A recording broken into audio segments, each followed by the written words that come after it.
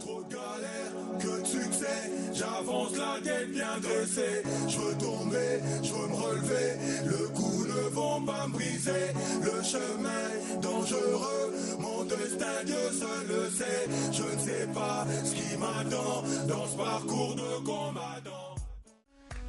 Tu sais bien qui je suis, combattant je le suis. C'est sans tempête ni tambour battant, je te le dis. Radek suprêmement l'œil de noblesse écrit. Moi les antivaleurs, on fera jamais équipe. Laisse-les chanter. Citoyennes et citoyens, la patrie est en danger. Il est temps de relever nos têtes longtemps courbées. Goûtons les ennemis du Congo, Théor et leurs alliés. Le temps du changement a sonné.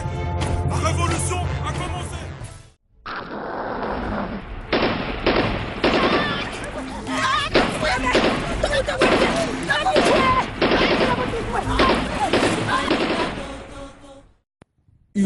ingeta kufa po na mboka ngai Francis Piski bolingo na zolo bango vraiment je suis kufa po na mboka donc tokowa po na ekolo toza ensemble nazo courageux kufa po na mboka toza na yo ensemble biso toza awa tozobunda kaka tozobunda marqué yo na kati ya mbeta hôpital mais biso ba jeune tozali kobunda biso ba combattant po na peuple congolais tozali awa tozosala mosala toujours po na mboka na biso Congo RDC peuple congolais bobanga te ba combattant tobanga te tozali toujours ensemble tosangana toujours poto bunda pona mabela bakoko na biso parce que banguna Congo bazosala tout bakoyesa biso mais bakolonga te nzambe azana biso ndenge ale moloto alobaki Jésus Christ roi du Congo azana sima na biso bazosala tout baliminer peuple congolais na monde mais bakolonga biso te parce que tozali bana elaka oyo kimbangu abunda pona mabele na biso bakoko Lumumba kufa pona mabele wana bakoko na biso babeleje bakata bango maboko pona mabele wana donc biso pe toye kosala musala oyo kimbango asala